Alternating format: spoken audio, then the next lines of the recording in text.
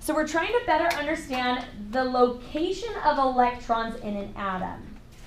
Now, in the notes in the book, Erwin Schrödinger, an Austrian scientist, discovered, along with other people, right, everything builds, that we cannot know the exact location of an electron in an atom at a given time. Because electrons are constantly moving, so you can't know the exact location of something that doesn't ever stop moving.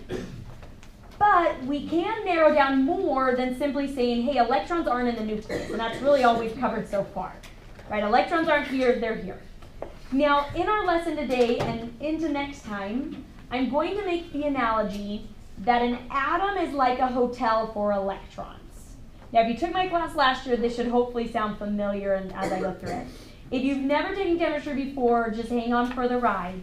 We'll get you there. But it's a little weird at the start, okay, because it's kind of a weird analogy. But I have confidence since I've been using this analogy that it really helps students understand. But you just kind of have to stick with it until the pieces come together. Because it's kind of like I'm going to show you the pieces of the puzzle without showing you the box. And we may not see the box until Tuesday. Okay? So I know. At least that's how B6. We didn't put the puzzle together yet, but they saw all the pieces. Okay? Now, the other papers I passed out to you, this is your multiple choice review for the test. The answers aren't posted yet, but they will be this weekend. This isn't due till test day, but I thought it would be beneficial to give it to you now, so if you want to get started, you can. I tried to put quite a few Hess's Law ones in there per request of people, but if Hess's Law is something you want more practice with, first place I'd recommend is honestly your textbook has lots of practice questions. So if there's ever a topic that you're like, I just want more practice, pick out the red questions in your textbook because the answers are in the back, so you can always check and make sure. Okay? You already have your FRQ for the test, right? That was the one you got on the day of the sub, okay? That one will need to be 100% done by test day. It should have been done 75% today, but keep in mind that needs to be finished all the way. Was that the free response? Sorry, FRQ, free response question. Okay? Now, the last one I gave you looked like this. Okay, everyone take a look at this real quick. So once again, if you've had me before as a teacher, and I can chart should look familiar, it's something I use with my general chemistry students. I changed it to an I can't chart. No, because we're positive, not negative. Okay? This is something I put together truly for your benefit. And the reason why, ideally, I'd like to give you to at the beginning of the unit, but I literally just was like, I'm going to throw this together because I think it could help in preparations for the test.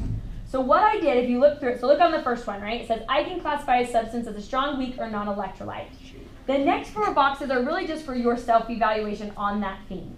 If you feel like you can do it, you can't do it, I'm not grading this.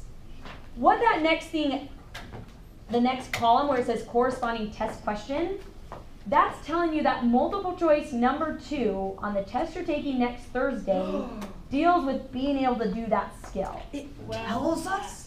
Does that make sense? You're so nice. You're welcome. So this, I'm just hoping, because there's so much that we go over, and yes, it's all important, but I'm trying to maybe pull out what things you should be able to do to be successful on the test. So this would be a great thing to start going over this weekend. No kidding. So if there's things on here you can't do, you have time before Thursday to come ask me about it. It can really be that simple. You can come and be like, I'm not sure if I know how to do this one. And we can talk about it or do more problems, so on and so forth. So the last column there, that's not so much for you right now as it is for me and later on. That LO stands for the learning objective. That corresponds to the actual AP curriculum. So the AP curriculum, and I'll give it to you one day, has like a 20-page packet of, hey, these are all the things they need to know. And that just corresponds to that packet. So don't worry about that last number, really. It was more for me than for you. So any questions on how to use this or what it means? At one point, they were going to be in order, and then they weren't. So it's kind of random. But yes? What's a species in chemistry? Species is just a general term of an atom, a molecule, a compound, an ion. All of those can just be called species. Okay. Yeah. Okay. I think those were all the papers I gave you, right? Explaining those. Okay. Oh, and chapter 6 homework. But okay. Okay, so go to your chapter 6 notes. Luckily I can do that too. The ones you just received, the ones you filled out last night. The ones you filled out. The purple paper I gave you is the homework assignment. I love homework. Oh boy. All right, so to help us understand the electronic structure of atoms, everyone, we have to take a quick sidestep and just talk about waves and light and energy. Because these things played a key role in helping us understand how the electrons fit into the hotel. Okay? So this right here is what's known as the electromagnetic spectrum. So in the world, let me back up real quick. When I use the term radiation in chemistry, radiation is any form of light. All light is a form of radiation. Now, light is something that we may only think of with light bulbs, but there are lots of different types of radiation. Okay, and all radiation travels in the form of a wave. Now, depending on the structure of that wave determines what type of wave it is. And this shows you all the different types of waves that we know of that exist in the universe. So the longest waves are radio waves. And when it says radio wave, that's literally the waves that transmit the radio, right? So those waves travel through the air, and they are extremely long. They can be as long as a football field. So if you could see, and I imagine like spaghetti flying through the air, okay, this spaghetti would have the, like from one top to the other across a whole football field. Like radio waves are huge, so big. Then as you go across and go then to microwaves, right, that go through your food and make it warm, right, they get smaller, okay, and then we have infrared, visible, UV, X-ray. Let's pause there for a second. So I'm sure we've all had some type of X-ray in our life. They're weird. Like I guess because if you've been to the dentist, right, they take an X-ray. Oh. What do they do? What do they put on you when you get an X-ray? Yeah, so they put on a heavy blanket. How come If you I didn't know, get one? they should be putting a lead I blanket had a on full you. body one for my knees. Oh, I guess that's different. But depends on what they're X-raying. But generally when you get an X-ray, like I was at the dentist 2 days ago, and they put a heavy blanket over the part of your body they're not trying to look at. Because the way that an X-ray works, or any type of wave, is that the smaller they get, so notice the picture up top, right? So our waves are getting shorter, shorter, shorter. The shorter the wave, the more that wave can actually penetrate something. So if we were to take an X-ray of my hand right now, okay, these are the X-rays. The X-rays are so small, they can pass through my skin, through the cells, through everything in there, except they can't pass through bone. Why? And so the screen on the other side that gives you the picture is pretty much a shadow of your bones. Because the X-rays go through the hand and hit the screen and light up, but since they can't go through the bone, that's how you get the picture of the bone. How come they have like different intensities of X-rays? Like some that still show tissue and others that are Yeah, just so as you bone? change, because X-rays are even a broad grouping of them, right? So there's lots of different types of X-rays. Oh. And so as you adjust that, then it can affect what it sees and what it doesn't. Because the smaller it is, the easier it can pass through very dense things. Yeah, Brent. Then how come ultrasounds can travel like through a mother but not through the baby? 'Cause, like, So ultrasounds work different than an okay. X-ray. Yeah, so that's a great point. They used to X-ray like pregnant women to check on their babies, and then they realized that's really bad because that's radiation. And the little tiny, yeah. So they don't do that anymore. So ultra waves are literally sound waves bouncing off and creating a picture. okay. That's why it doesn't hurt the baby. So, but great connection there. Okay, so that's the basic of electromagnetic radiation. Is we have these things that travel in waves. The shorter the waves get, the higher in energy, and the more they can pass through things. Yeah, Karina. How do we know how big the waves are, how big or small they are? Because we can't see them. Good. So we can't see them, but you can measure them in different ways. Vibration.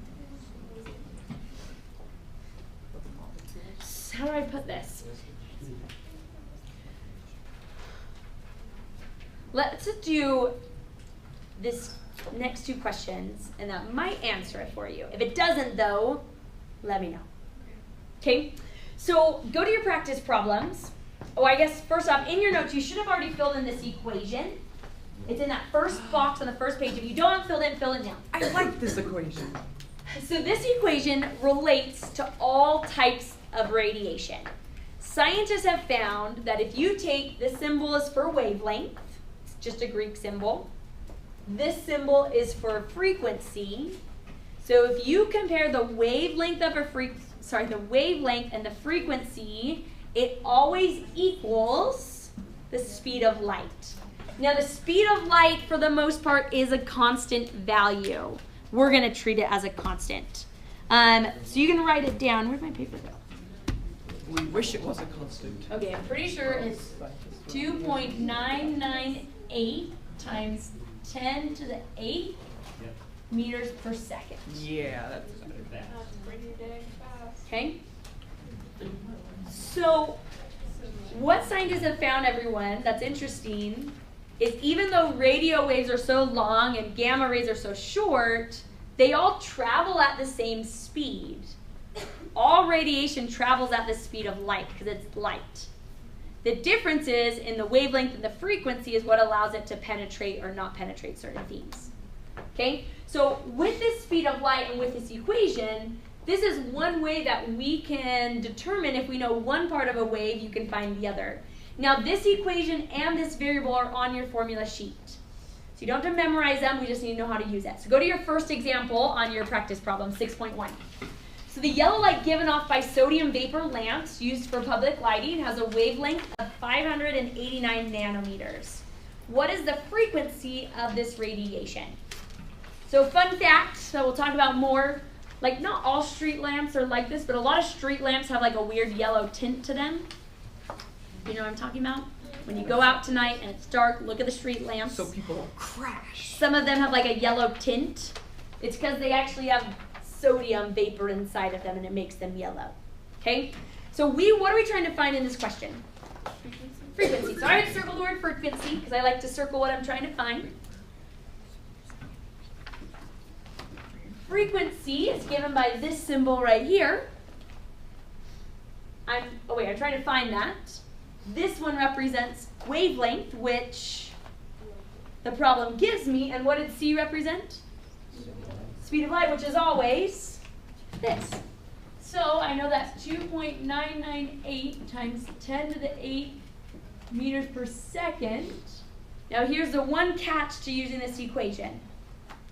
Do I want to just plug 589 nanometers straight into that equation? No. What's wrong? You gotta change the units.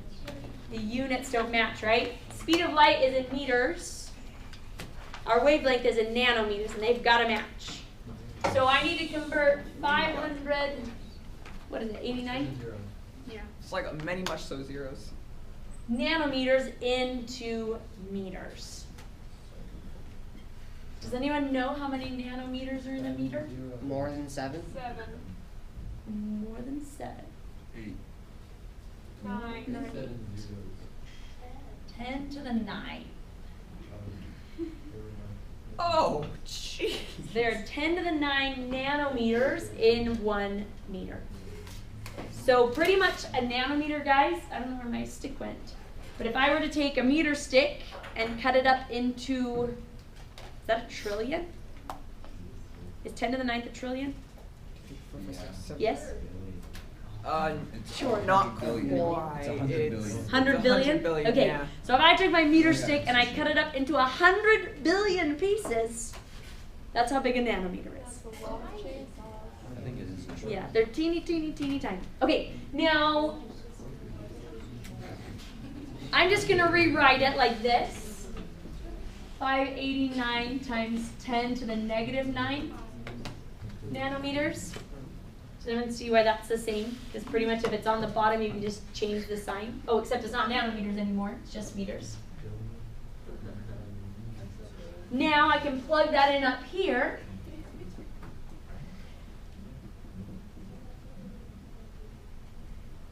And then solve for frequency. Yep. So pretty much just divide it to the other side. Yep. when we divide it over, I believe we get 5.09 times 10 to the 14th. Questions on using that equation? It's pretty simple, but the biggest thing that messes people up is when they don't switch their units over. Yeah. So I had a question. I was just thinking about something. So I wouldn't want to put my hand in a microwave, right? Because I don't think that'd be good. But X-rays aren't those like way more dangerous?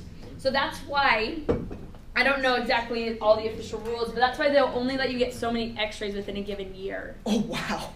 Okay. And that's like why, like, if you're pregnant, they won't X-ray you at all. And that's why they nowadays try to not have to X-ray certain parts of your body if they can. Like typically your head, if they're looking at it, they'll do a more of like an MRI or a CAT scan because they work differently. For that same reason, because they're realizing sending X-rays through your body, as helpful as it can be at times, if you do it too much, it's probably not a good thing. So, yeah. With that equation, Yeah. could you switch it around first and solve for you before you plug in the Totally, numbers? yeah. I'm actually a fan of that too, Max, of moving variables first and then plugging things in. Is that what you're saying? Yeah. So, yep, just know, okay, I gotta divide that. So I know that frequency is C over wavelength, and then plug it in. Okay, now let's talk real quick. What unit should go with this? The frequency. Russell? Seconds.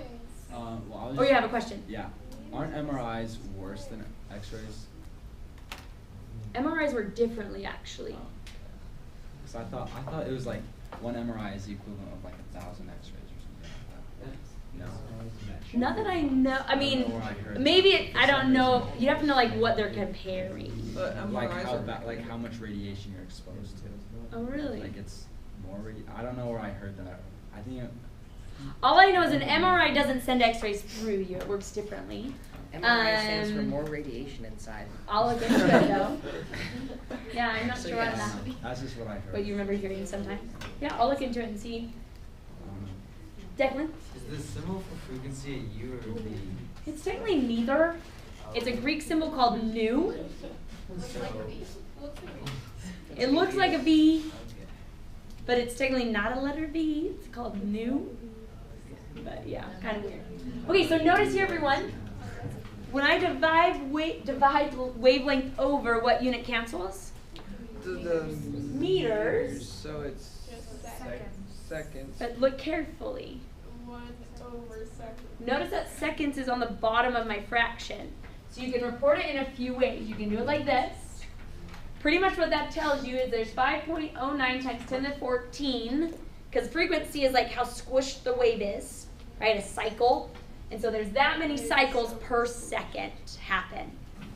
You could also write it as s to the -1, because -1 means it's on the bottom. Or a hertz is the same thing. So when you measure something in hertz, that's saying per second. So all three units represent the same thing. Yeah? So an MRI works differently, so it doesn't expose radiation. But a CT scan is Is it 1 over equivalent second of 200 instead chest of 1 X-rays. over 2? Oh, So if you okay. get a Wait a CT second. scan, it's like getting 200 X-rays. Gotcha. Like, all For over radiation. your whole chest, yeah. So those are the ones that It's they like 7 years only old. do if like probably like You're extreme cases, dead. right? Yeah, like in an accident. or- Gotcha. Because that's literally Thank like you. you're trying to cook the Yeah, person at that point. Okay, let me know when it comes back. Okay, go to the top of page 2, everybody. And in that top box, I want you to write this second equation. Okay, E equals H nu. What? That's not a V, right? That's on the next page? So on the top of page 2, there's a box at the very top, right in this equation right here. Okay, so what scientists found with working with waves and radiation and light and things is through a bunch of different people, but two main ones were a guy named Planck and then Einstein. Yeah, I know those dudes. Well, his last name was Planck. I don't remember his first name. What they discovered, everyone, is this thing known as the photoelectric effect. Now, the basic idea of the photoelectric effect is this. They discovered that when they took a piece of metal and they shined various levels of light onto it, if they put enough energy into that metal, they could get electrons to come flying out. They found a way to rip electrons off an atom. That's kind of the basic idea of the photoelectric effect. Now, what's important about this is recognizing that when they put, and this is just for one example, but for this example, the red light did not have enough energy to cause an effect. But then the green and the violet light did. And so the level of energy was dependent. The way I kind of think about it is it's like they're paying a deposit into the atom, and if they put enough energy in, then an electron comes out. Now, we'll talk later on that if you put enough energy in, you can rip off all the electrons Oh, from an atom. What does that do? And then go boom. Like, if you took a metal sheet and ripped off all the electrons, what would happen? We'll talk about that next time. It'll go away. Yeah, like basically, like it just like breaks the whole thing apart. So if you shine enough light at a piece of metal, it would just like fall apart. Yeah, but you gotta remember, light isn't just like light bulbs that we're talking about. We're talking like Yeah. put a sheet Very of metal next to high-powered a laser. neutron star. Wait, Is that how it like wait. burns? No, that's just burning. Or four. Just Wait. Yep. Wait, so it would just fall apart, but like not, it would like not break the actual, would it break the actual atom and like cause it to blow up? Or just like So hang on to that. So next time, today we're kind of talking about like the structure of it. And then next time we'll talk more about photoelectron spectroscopy, which is the actual technique of how this is done. So hopefully we'll clear those up next time. So, yes, Carmen? Okay, time out, everyone. Something where you shine Close your light mouth. first and- I can't hear Carmen's question. Okay, go. So like, why doesn't the light just pass through the metal? Because like, doesn't it go from like the wavelengths get so like close together that it will just go straight through? Yeah, so it just depends on it, right? Like if you try to do it like with too high, it could just pass through. But if it's the right amount, then the atom in a sense like absorbs the energy, and in absorbing that energy, it then takes off the electron. Does that kind of make sense? Yeah. Okay, and like I said, if you didn't hear, we'll talk more about this idea on Tuesday and get more into like the lab part of it. Today we're talking more about just like the theory of how it all came to be, and then hopefully we'll make more application of it next time. So, yes, Max? So could I shine a light on Connor and make his electrons go away? No. Oh. Okay, so with this idea of energy, everyone, this equation is what they figured out you can use to calculate the energy of a photon of light. So this equation allows us to calculate how much energy different type of light has. Now, this H right here corresponds to this value every single time. What Planck and Einstein discovered is and this is a simple way of thinking of it, is that the energy of light, right, the higher the frequency, so the squashier the wave, that's a weird word, okay, the higher the energy it has. But it wasn't a direct relationship. The relationship was actually by this constant that they discovered. This number corresponds to like the very small steps of energy that they all take, but it's all incremental. It always grows by this same amount every single time. It's not like it doubles sometimes or triples sometimes. It always changes by 6.626 times 10 to the negative 34 every single time. World. And that's why it's called Planck's constant, is because he's the one who helped discover it. Okay, so using this equation, if we go to exercise 6.2, we can use it to calculate now the energy of one photon of yellow light. So our equation is energy equals H times frequency. Now, it tells us the wavelength, but conveniently, we found the frequency on the first question. But you might want to draw an arrow to just remind you that's where we got it from.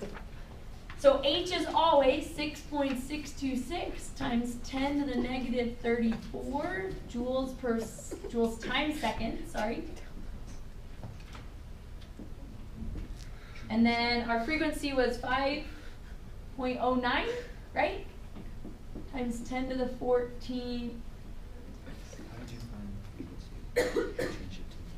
Now recognize if we hadn't had found the frequency, you would have had to find that first.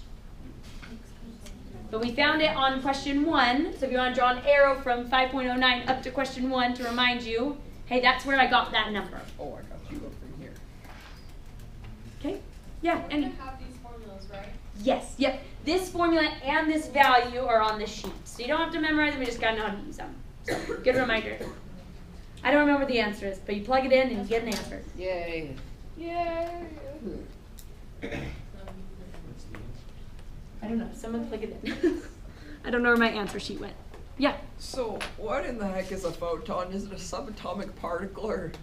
So a photon is What? the word we use to describe a particle of light. But what's a particle of light? So it's like, it's just kind of like, it's the smallest thing of light that we can measure individually, Oh, is a photon. okay. It's like if you take the light and you bring it down to the smallest thing we can measure, that's what a photon is. Alrighty. Yeah, Judy? Yeah, isn't it like why photons, like when you shine the light, like the sunlight on, can't remember exactly the materials on the solar panel, that's why it releases the electrons and they pass through. Yeah, so solar panels deal directly with the process of the photoelectric effect. Yeah, a good life connection there. Yeah, Abby? What's H? So H is just called Planck's constant. Oh. And it just always equals that number every Okay. single time. So yeah. Yeah. Did you get an answer, Max? Yeah. What'd you get? So 3.373 Okay. times 10 to the negative 19. And if it's energy, what would be my unit? Joules. So that's how much energy one photon of yellow light has. That's not a lot. Which tells you what about photons? They're weak. No, they're teeny, teeny, tiny. Think of a photon kind of like an atom of light. That's how, like, they're really, really small. But what are they composed of? I'm so confused. How Yeah, do they Karina. I've seen a casserole. Yes. That should answer all your questions. Ooh, I don't think know of because they don't really have mass, right? Because it's just Tiny light. casseroles floating through the air. So we can't really compare size.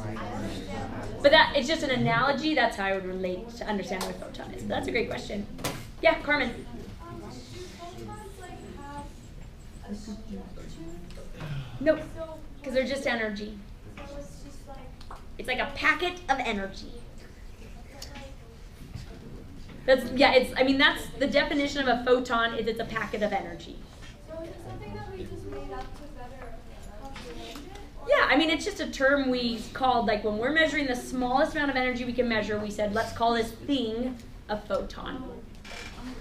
So okay, I think now. I called it a Bill Von Honker. Okay, this is gonna be just perfect. Okay, so I'm gonna draw a picture of our Atom Hotel. Oh no. Stay with me, and it will come together. Okay. All right. I don't know if I draw over here if the people who aren't here will be able to see that.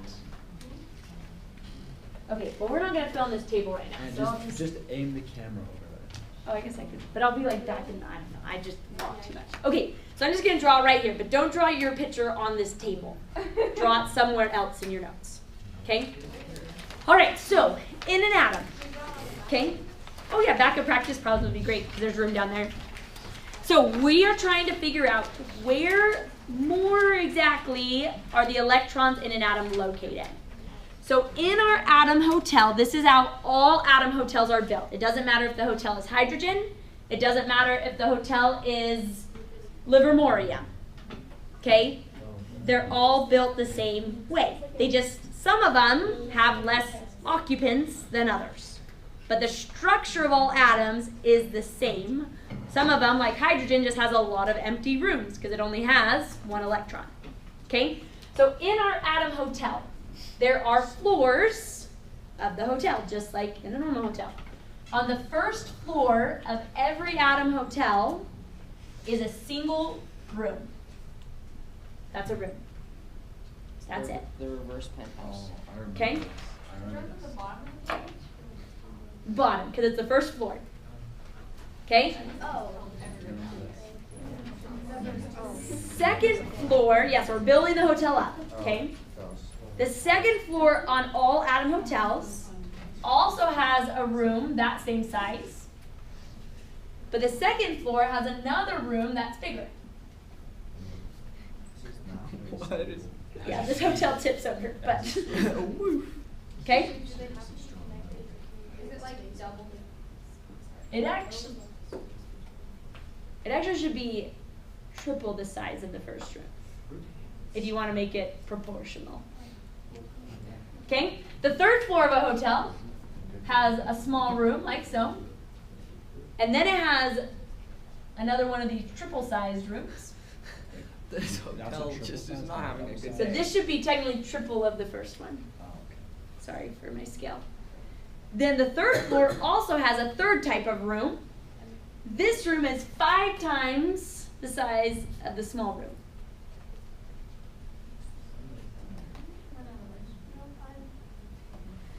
Okay? Stay with me. Why? Can we split it into boxes? Well, you gotta make sure you know though it's one room. You don't want any freaking hotels. Let me back up and maybe this will help with the sizing. Okay? In one of these rooms, in this type of room, this room has 1 bunk bed. That's a bunk bed. Okay? So in all of these small rooms, there's only 1 bunk bed. And then there's 3 bunk. In these rooms, there's 3 bunk beds.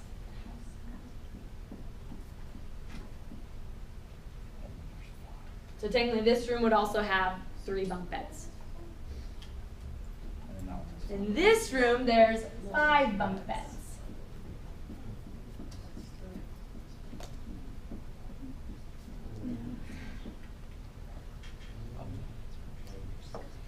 Now, we have a few patterns that are actually there. What patterns do we notice so far? We always start with one room as each floor goes Good, so each room all has that same small room. The second floor has how many rooms total? 2 rooms total. The third floor has how many rooms total? 3. Now, this is kind of cool. How many bunk beds are on the first floor total? 1. How many total bunk beds are on the second floor? 4. How many total are on the fourth floor? 9. Things. You see a connection? It's a 1 squared, 2 squared. 1 squared is 1, 2 squared is 4, 3 squared is 9. Whoa. So on the fourth floor of our hotel, what do you predict is there? there's going to be A 16. single, a 3, a 5, and a 7.